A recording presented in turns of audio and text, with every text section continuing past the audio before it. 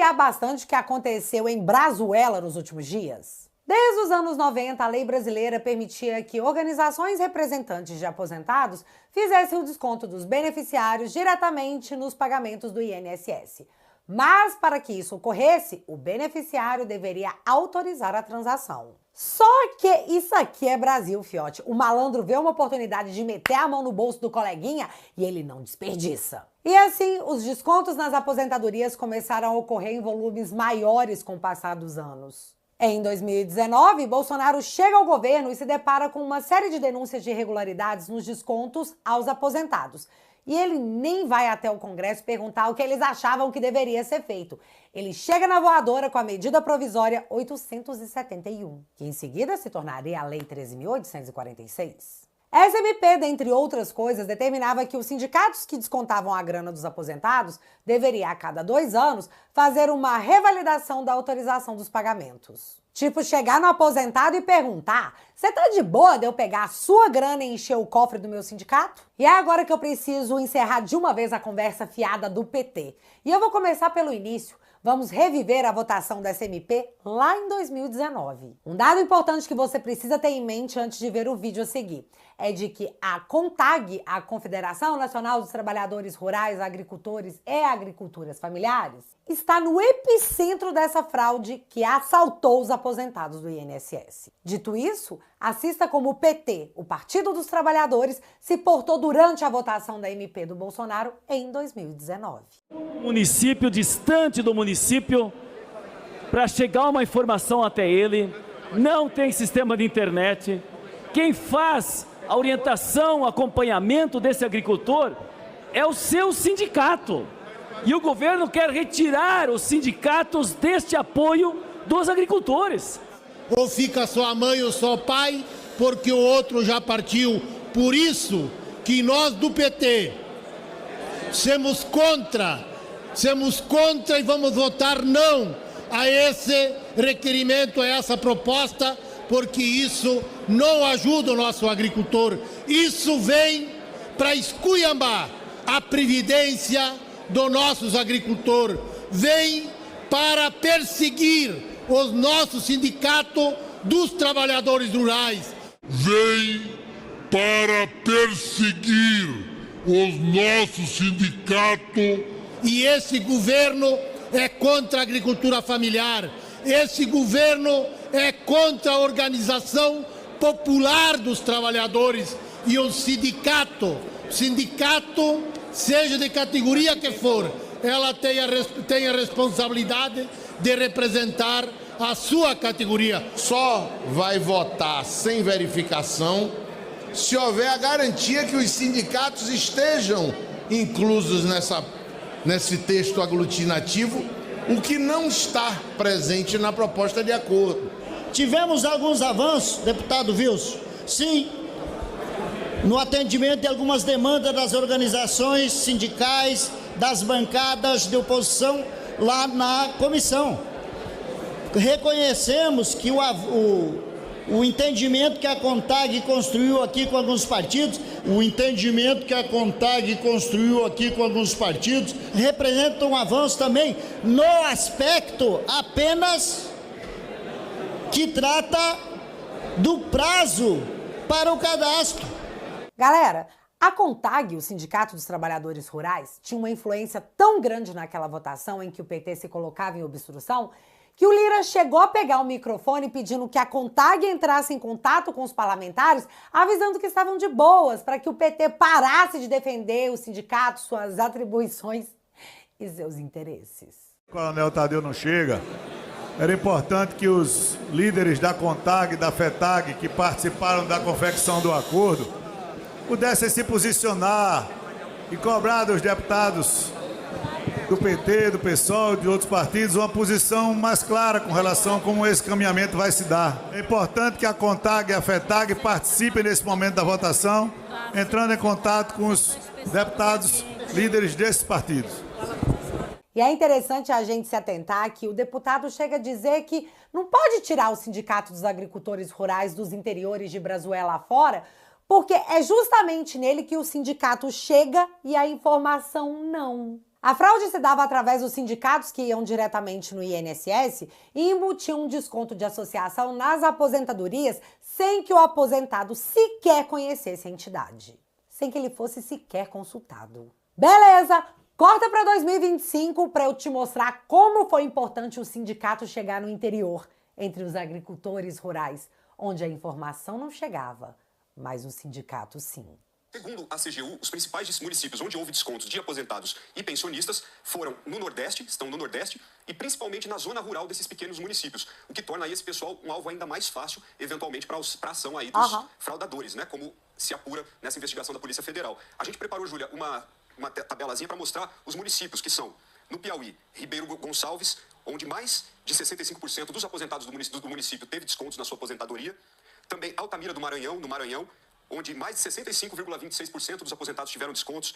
Também em Pernambuco, município de Vertente do Lério, onde mais de 65% dos aposentados do município tiveram descontos no seu pagamento de benefício pelo INSS. Sobre isso, o que a CGU diz? É aquele trechinho que a gente estava exibindo antes. Vamos ler aquele trecho da CGU. Diz? Ela diz que nesses municípios a maior parte dos descontos beneficiou a CONTAG, como os municípios de Ribeiro Gonçalves, Altamira do Maranhão e Vertente do Lério, nos quais a CONTAG foi beneficiária de 89%, 84% e 91% do quantitativo referente a descontos implementados na base municipal, respectivamente. Pessoal rural do Piauí, Maranhão e Pernambuco. Nordeste, galera, áreas pobres dominadas pelo PT. Diga-se de passagem. Através da fraude da CONTAG, aposentados encheram os bolsos de sindicalistas pilantras por anos, por mais que as autoridades fossem avisadas, reavisadas e avisadas de novo. Sim, Carlos Lupe do PDT, ministro da Previdência Social, eu tô falando de você, mas eu já detalho melhor a sua, no mínimo, omissão. Vocês já viram essa tabela e eu vou mostrar de novo que, após a medida provisória do Bolsonaro, os roubos ficaram meio que estáveis em comparação a 2016, quando o esquema de fato começou. Mas note o aumento absurdo a partir de 2023, chegando a um assalto em larga escala em 2024. E o que foi que aconteceu nesse período? Em agosto de 2022, o Congresso flexibilizou a regra criada por Bolsonaro que restringiu o esquema de assalto a aposentados no INSS. Segundo a matéria, enquanto se votava o microcrédito digital para empreendedores, foi inserido um jabuti que iria relaxar para os bandidos dos sindicatos e INSS. Segundo fontes do Congresso, a pressão para esse relaxamento veio do Centrão e da base sindical do PT, já que a CONTAG estava diretamente atrelada ao Partido dos Trabalhadores, mas a outra protagonista do escândalo, a Conafer, estava diretamente ligada a parlamentares do Centrão. E foi a junção dessas duas forças políticas que abriram novamente a porteira para o assalto de aposentados vulneráveis em solo brazuelano. Por isso, naquele gráfico, você assistiu a subida alarmante dos casos em 2023, chegando em 2024 em seu pico extremo de bilhões de reais. E só para constar, o relator que deu parecer favorável a derrubar a restrição colocada por Bolsonaro foi Luiz Miranda, o ex-deputado que transformou a CPI da Covid num circo em sua tentativa de acusar Bolsonaro de nem ele sabe o quê. Não falha nunca. Um outro dado chocante é o Sindinap, o sindicato do irmão do Lula, o Frei Chico, em que a matéria do Globo diz que, especificamente no período da investigação, o sindicato do irmão do Lula bateu recorde de arrecadação com descontos de aposentados. Mas a Polícia Federal não acha isso suspeito e fez questão de deixar isso bem claro quando o diretor da Polícia Federal foi até o Instituto Chupa Lula, o ICL Notícias, dizer que, gente, o sindicato do irmão do Lula não está sendo investigado. Aumento de mais de 400% em arrecadação com aposentados justo no período em que o escândalo está sendo investigado.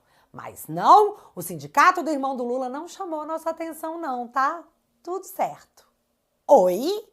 Dito isso, o Marcel mandou essa aqui bem na cara do ministro da Justiça, o ex-ministro do STF indicado por Lula, Ricardo Lewandowski. Se liga, muito satisfatório. Por que o seu chefe da Polícia Federal deu entrevista a um meio de comunicação ICL, falando sobre as investigações em curso que, até onde se sabe, estão sob sigilo? Elas estão mesmo sob sigilo ou não? Em segundo lugar, senhor ministro, se elas estão sob sigilo, por que ele disse na entrevista que o Sindinap, cuja diretoria é integrada pelo Frei Chiquinho, Frei Chico, é isso? Irmão de Luiz Inácio Lula da Silva, Porque ele disse que essa entidade não estava sendo investigada. Se está sob sigilo aqui, tem policial, não tem? Pode o diretor da polícia primeiro saber sobre a investigação, ministro? Pode, em segundo lugar, sabendo que não deveria saber, dar entrevista dizendo que tal entidade não estava sob investigação? Terceiro, senhor ministro, por que ele fez questão de isentar a entidade cuja diretoria é integrada pelo irmão do Lula? Ele estaria protegendo o Lula? Finalmente, nós temos os dados do Sindinap. O Sindinap de 2020 a 2021 saltou de 23 milhões recebidos para 48 e passou para 154. Esses dados ninguém tem. Está aqui em primeira mão, vou deixar para Vossa Excelência. Ninguém tem, pelo menos não foi publicado até agora. Eu quero saber se esse sindicato tem todo esse histórico e o seu chefe da Polícia Federal decidiu dizer que na investigação não estava esse sindicato envolvido, ele estaria prevaricando? Ou ele não conhece esses dados? Se não conhece, eu peço imediatamente que Vossa Excelência passe para o seu chefe da Polícia Federal e ordene a inclusão na investigação do sindicato do irmão do Lula. Ou o roubo não aconteceu aqui, onde chegou a 154 milhões de reais o dinheiro dos aposentados, recolhido, a maior parte certamente indevidamente. Também fiquei curiosa, diante desses dados absurdos, dentro do período que contempla a investigação, não investigar seria, no mínimo, prevaricação. E não deixa de ser interessante. Sim, eu tenho que dizer interessante para não ser presa. Que o diretor da Polícia Federal vai até uma mídia de esquerda promover essa espécie de blindagem pública ao sindicato do irmão do Lula. Você não achou interessante? Agora pausa rapidinho para um disclaimer. Ricardo Lewandowski, ministro da Justiça, chefe absoluto da Polícia Federal, assistiu à imprensa noticiar que seu filhinho foi contratado 4 meses antes por uma das entidades que foi alvo da operação da Polícia Federal. E detalhe, o filho do Lewandowski foi contratado exatamente para atuar na manutenção do acordo da entidade com o INSS para manter o desconto nos aposentados. Ah, Bárbara, mas o filho do Lewandowski não tinha como saber. Bom, ter como saber, ele tinha sim, já que a mídia está noticiando esse escândalo há meses. Agora, se ele de fato não sabia, aí eu não posso entrar no mérito. Eu só posso imaginar, porque falar da cadeia. Mas não é uma coincidência? O filho do ministro da Justiça, chefe da Polícia Federal, é contratado por R$200 mil por mês por uma empresa que sofreu busca e apreensão dessa mesma Polícia Federal, que o papai é o chefe. E o Lewandowski disse que tá tudo certo, zero conflito de interesses. Tá bom? Se ele falou, tá falado. E provavelmente vai ficar por isso mesmo. Afinal, ele é o chefe da Polícia Federal que tá investigando tudo isso aí. E só para encerrar esse assunto sobre o Lewandowski, que disse que a Justiça do Brasil solta bandido porque a polícia prende mal, a Quest fez uma pesquisa onde 86% do povo acredita que o policial prende o bandido. Mas a Justiça, senhor ministro da Justiça, solta. Recado mais explícito só se alguém colocar um outdoor na porta da sua casa. Mas tá, avançando nas personalidades envolvidas, temos o presidente da Previdência Social. Pode entrar, Carlos Lupe. Não é a primeira vez que Carlos Lupe está no olho do furacão de um mega esquema de corrupção envolvendo o INSS, já que em 2011, à época ministro de Dilma Rousseff, ele chegou a dizer que só deixaria o cargo na bala, mas acabou caindo do cargo devido ao escândalo de corrupção. Não queria, mas teve que largar o osso. Na época, a acusação era de que Lupe cobrava propina para resolver pendências de ONGs e obter convênios irregulares em sua pasta. O mais engraçado é que, em 2015, o Lupe disse que o PT roubou demais e se esgotou. Porém, lá estava ele, em 2023, ministro do Lula, que foi condenado e depois descondenado no STF por corrupção, nomeando como secretário do INSS um cara que também já foi afastado do seu cargo por suspeita de corrupção na casa dos 400 milhões de reais. Eu sei, estranho seria se algo assim não tivesse acontecido, porque, galera, o Brasil voltou! Lembra? Após o esquema revelado, Lupe tentou manter o presidente do INSS no cargo porque ele era um cara de sua extrema confiança. Coisa que a polícia não bancou e mandou demitir, porque, bicho, você tá doidão? Após a justiça afastar o presidente do INSS, aí sim o Lula apareceu para dizer que, acho que a gente vai ter que demitir ele. Um vexame nacional. Nada além do esperado. A sequência de fatos vieram dos vários relatórios que comprovavam que Carlos Lupe sabia do esquema desde 2023, mas que não fez nada porque... sei lá, vai ver, ele tava com a cabeça ocupada com os novos episódios de Demon Slayer. Tô sendo legal com você aqui, viu, seu Lupe? Só que ele dizer pra geral que sim, eu sabia e não fiz nada, criou uma tempestade perfeita. Porque, cara, a gente tá falando de aposentados sendo assaltados na pasta comandada por você. Eu fui surpreendido com o volume disso, porque sabia que tinha uma denúncia aqui, outra lá, a gente sempre soube no mundo, fingi que tem um 35 que anunciava isso, a gente recebia queixa, a própria plataforma do INSS aparecia algumas pessoas se queixando. Agora, nesse volume, nesse quantitativo, uma organização, uma quadrilha verdadeira, eu tomei conhecimento agora e eu acho que isso não pode continuar. Lupe, é roubo de velhinho. Como assim você não fez nada? Você entende que, no mínimo, e olha eu aqui sendo legal de novo, você é um baita de um incompetente? E a sua incompetência e omissão fez com que milhões de aposentados fossem assaltados? Para quem tem mais de 2 neurônios, não é difícil chegar à conclusão que esse sujeito, não só devido a seu histórico, mas também à sua gestão, no mínimo, omissa, não tem a menor condição de permanecer no cargo de ministro da Previdência. Certo?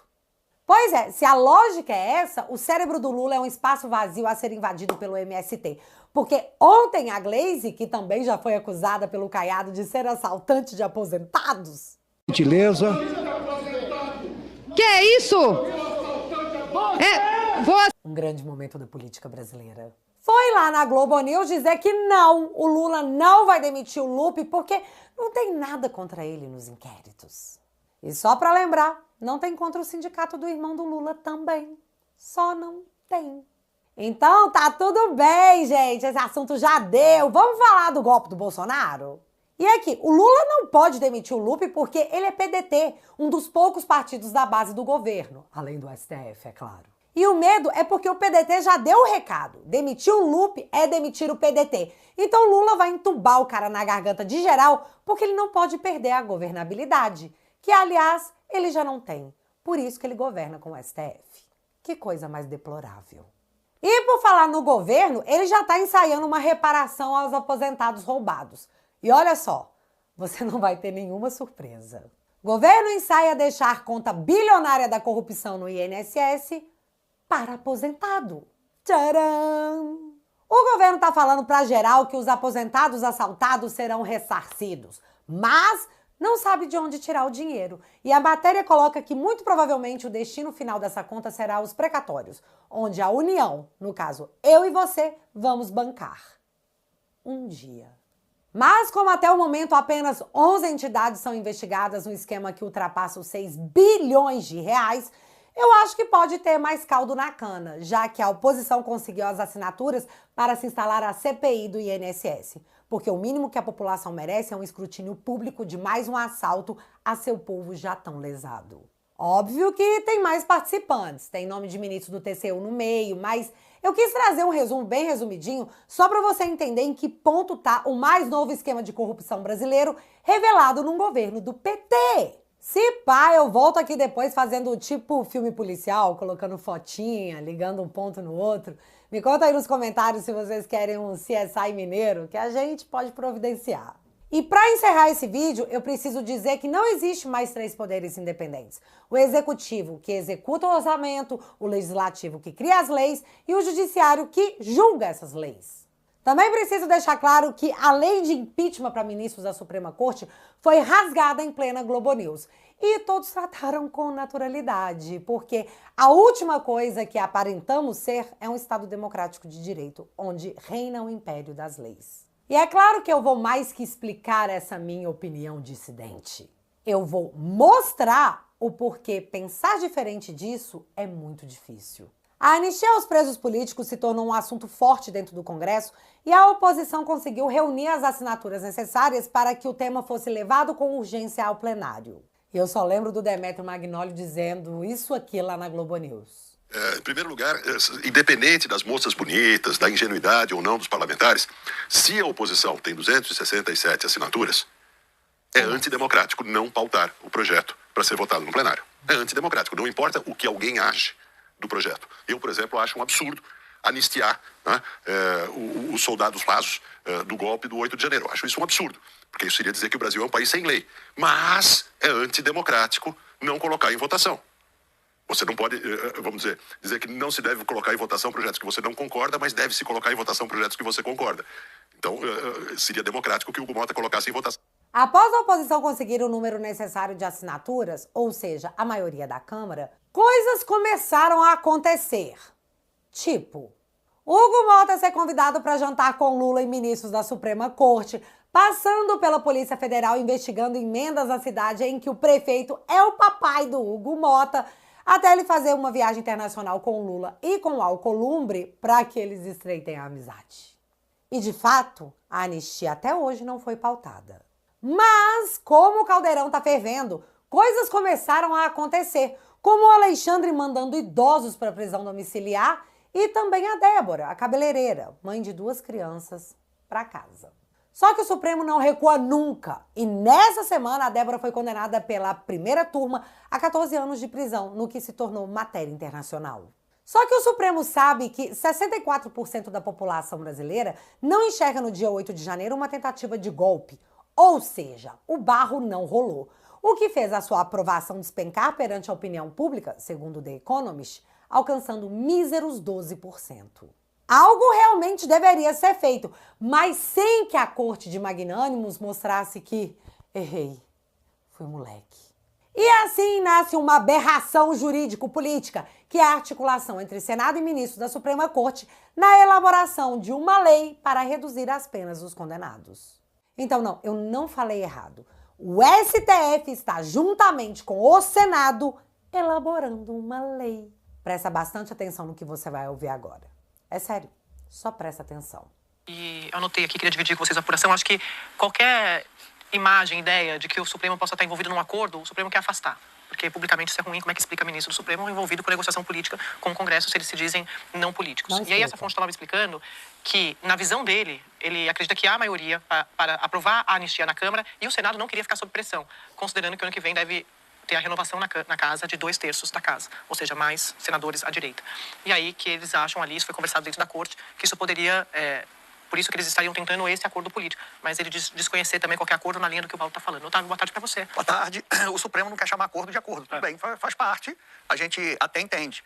Lógico que não é um acordo formal, mas são conversas, porque a anistia foi barrada, porque seria uma afronta ao Supremo Tribunal Federal. E essa foi a saída política, como o Erval disse, uma saída política que sim envolveu ministro do STF, não todo mundo numa sala, negociando, como se faz na política, mas com consultas, com conversas com emissários, e o próprio Barroso foi ao jornal O Globo e disse em entrevista que a Câmara tem total liberdade para fazer, que deu um sinal verde ali para a ideia. Há um incômodo com a palavra acordo, tudo bem. Então, Andréa Sadi e Otávio Guedes, há um incômodo em chamar um acordo de acordo entre a Suprema Corte e o Senado Federal, porque é um crime passível de impeachment de ministros da Suprema Corte exercendo atividade político-partidária. Aí não pode chamar o acordo de acordo, senão como é que faz? Mas um ponto interessante é o receio do próprio STF, assim como do Davi Alcolumbre, em dar um jeito de resolver isso, porque eles sabem que ano que vem é ano eleitoral e a direita provavelmente vai fazer maioria na casa. O bom é que, devido ao precedente aberto pela corte de que vídeo é um flagrante perpétuo, em 2027 os senadores eleitos já chegarão com bastante material para trabalhar. Mas que não reste dúvidas, a corte fez acordos para a criação de leis que a agrada. E quem disse isso foi a Globo News, eu tô só repetindo a informação, então por favor não me prende. Tivemos outras coisas importantes acontecendo, tipo o Sérgio Tavares contando na comissão lá no Senado que o Tagliaferro tem medo do Alexandre mandá-lo de Vasco pelas coisas que ele sabe e quer revelar. Um ex-funcionário do TSE dizendo que seu ex-chefe, que é um ministro da Suprema Corte, quer mandá-lo de Vasco por coisas que ele sabe e pode revelar. Como é que isso não é um escândalo? Brazuela, bebê!